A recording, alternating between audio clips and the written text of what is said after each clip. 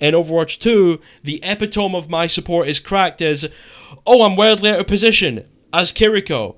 And my teammate needs me. Okay, well, I press button. Oh, well, now I teleport through all the walls. Well, now I'm healing him.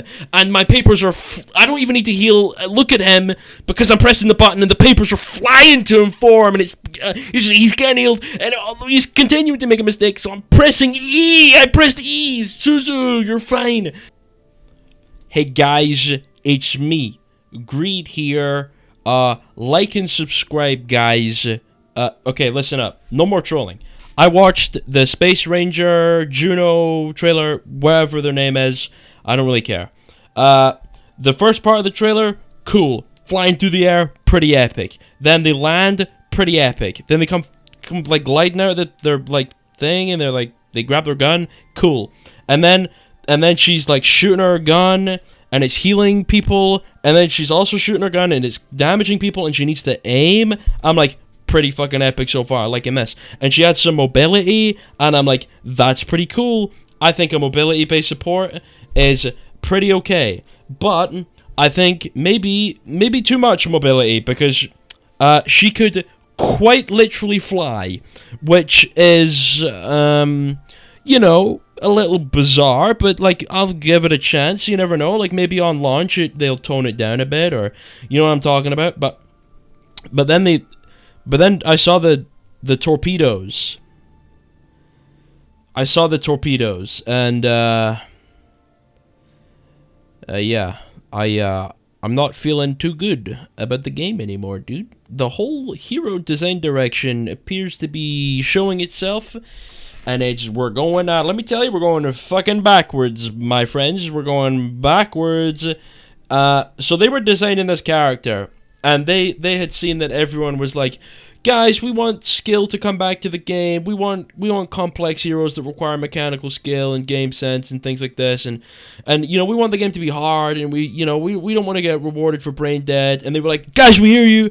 Over here at the Blizzard Dev Studio team, guys, we've just taken our 16th sniff of the new pack of Sharpies, and we've decided that her ability should be aimbot, and it can aimbot onto people. You just press the button and it aimbots, and it does it to your teammates, and it auto aims the healing, and I think it does it to the enemies too. I wasn't really paying attention, but it auto aims, and and then that's it, guys. That's the whole ability. You press a button, and then it aimbots onto stuff, and that's it. You get tons of value. Guys, what do you think over at the Overwatch community, guys? What do you believe about this? Okay, well, you've made about 4 players in the player base happy. Those are the players with no hands, of course. Major respect to the people playing with no hands. I love you guys. I understand you need a character that aims for you. I understand. It is what it is. But that doesn't mean that it's not bullshit. Because here's the thing. And here's what people forget. For example, this ability is inherently flawed, and the reason for this, and people are still gonna get confused about this, no matter how well I explain it. The problem is the ability itself, not the numbers attached to it. It doesn't matter if it does 1 healing. It doesn't matter, because it's still a problem, and I want to go into why it's a problem. The reason the ability is bullshit is because it is press button, which is very simple, very easy, everyone is capable of this, and receive value. Now that's fine, no issue there. The problem comes from the fact that your value is far greater than the effort required to get it. For example, if I were to, say, play Ana, and I want to hit the Nano Blade in Genji with my sleep, I gotta work for that. That shit ain't easy, but if I hit it, huge reward for a huge play. That's called a good effort to value ratio. That's pretty healthy. Then you have abilities in the game, like this pulsar torpedo dog shit, which is press button, get value. And then you obviously things like the Moira Fade, the Bapemo, the Suzu. These are all abilities that are quite literally no more than I am pressing a button. I'm pressing E. I pressed E. Now my team, my whole team that might be making a lot of mistakes, is now completely fine.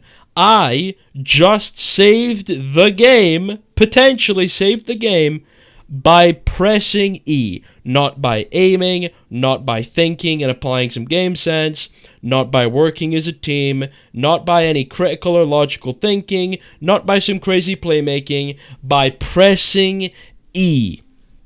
Now, obviously people are going to come here, especially a very special someone, Rex Overwatch, will come here and he will say, okay, the ability itself doesn't matter. If it was useless in terms of its stats, then it would be useless. Which is correct. For example, let's say you threw Suzu and it made you immortal for one singular frame. And that's all it did. That would, and it was on like a 5-minute cooldown. Now that ability would be horrible. Just terrible. Absolutely atrocious. It would absolutely be the worst ability in the game. But that does not mean that the ability is not inherently flawed by design. Right? The ability, to be clear, is still badly designed, regardless of the stats applied to it. The same reason why Pulsar Torpedo Mega Dog shit that's coming out on Space Lady is bullshit, regardless of the stats applied to it. Because you're going to get one of two things happening with it. It's either going to be statistically viable / overpowered in terms of its stats, or it will be statistically unviable. And that's all that will happen. Now, if it's statistically unviable, then you have an ability that is inherently badly designed, but is also useless. So it gets into very tricky niche scenarios where sometimes you might get a little bit of value out of it, but the value will still be bullshit because all you did to get it was press E. So even if it's statistically useless, in the one very rare scenario where you may get value from it, that is still by default bullshit, regardless of how bad it is. Or the ability is statistically viable. And it is always bullshit all the time, because you're always using it. So it's either this bullshit ability is bullshit very rarely, or it's bullshit all the time. But the common denominator is that it's bullshit. Sleep Dart is not bullshit, because you have to put in an equal amount of effort for the value. Now in Overwatch 2, that is skewed because there's only one tank, and I've talked about this too many times, but obviously Sleep Dart is inherently more powerful when there's only one tank, but either way, it's still relatively skillful in most scenarios. So it's fine. It's a powerful ability, but you must work hard to get that value. Which is what I like to call, and what every single human being that is capable of thinking or applying any critical thinking or rational thought or logic or has ever potentially done any sort of game design would say, that is healthy. Do you know what's unhealthy for a game? Putting in minimal effort for maximum value. Oh wait! That's kind of what Overwatch does with things like Suzu and Immortality and TP and, Moira Fade and Baptiste's Exo Boots or, Sigma's Flux or Arissa's Spin or Kiriko's Suzu or the Emo Fields or one of the many other bullshit abilities like Life Grip, where regardless of the stats applied, they are still, now get this, because this is the point of the video, they are still badly designed and shouldn't exist. And that is objective reality. In no world should you ever be able to say pressing E for a lot of value makes any sense at all. Now, other people are going to bring up some other things. Well, they're probably going to say, well, what about Zarya Bubble? That's just press button for value. That's a good point. That is just press button for value. Except, no, it's not, because that's very different. Look at it this way. Why would a Zarya need to bubble? Right, let's think of a couple of scenarios where Zarya might bubble. Well, let's say she's actively in a duel and she's fighting someone and she's using her bubble for the extra charge and the survivability. Boom. That's a resource she has used. She's used that resource. Which means she can't use it anywhere else. Where she might need to use it in another scenario, where maybe she's caught out of position. Well, you'd have to burn a bubble there, or maybe you'd have to burn a bubble for your teammate who's out of position. Maybe you want to do that, or maybe you're saving it for any other multitude of a million scenarios where you might need to bubble, like pushing through a front line, or surviving a dive, or any of these things where you are actively trading one thing that could potentially be used for many things, meaning that its use case of when it's used is extremely important, because if you fuck it up, then that means you can't use it somewhere else, which means it's not the same as these other abilities. Because let's think about when you might need to use Life Grip. When your teammate is either out of position, and that's it. That's it.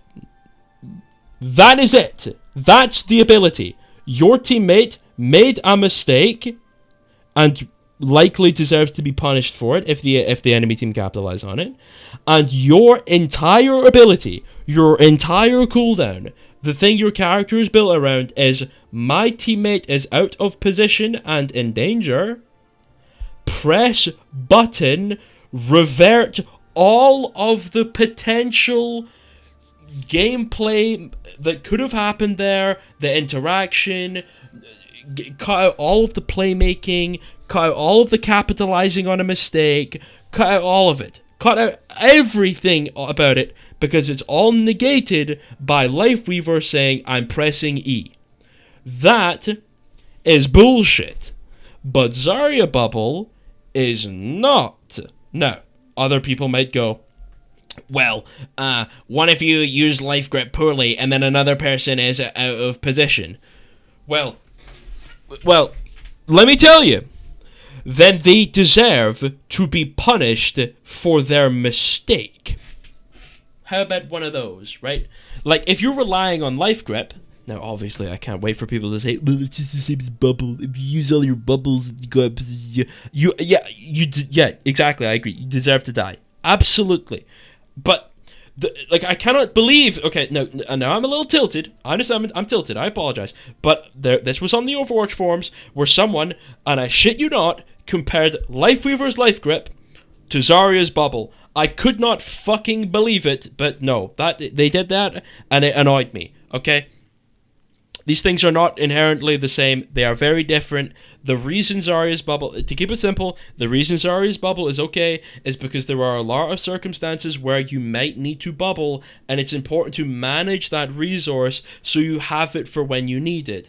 Unlike Life Grip, which is a one-dimensional, my teammate is dying, press E. That's it. That's the whole ability. That's the whole thing. Which is, now, let me say it again, bullshit. Complete bullshit. No one likes it. It's not a fun ability. It's a bit like Suzu, where it's, oh, my teammate has made a grievous error and likely deserves to die for his mistake because he made a huge error and the enemy team is making a good play of capitalizing on that mistake.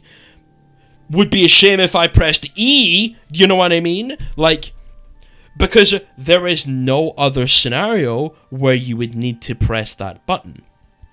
Therefore, it's a bullshit. And this is the same thing that applies to Lifeweaver's healing mechanic, where just pressing the button auto aims for you. You have the ability to not miss, which is bullshit. You should have to work for that heal. If you want to heal that guy, you should have to aim at that guy, because that's called skill expression. Unlike characters like obviously Lifeweaver and Kiriko's Papers and this new coming up character, Space Astronaut Woman, they're all bullshit.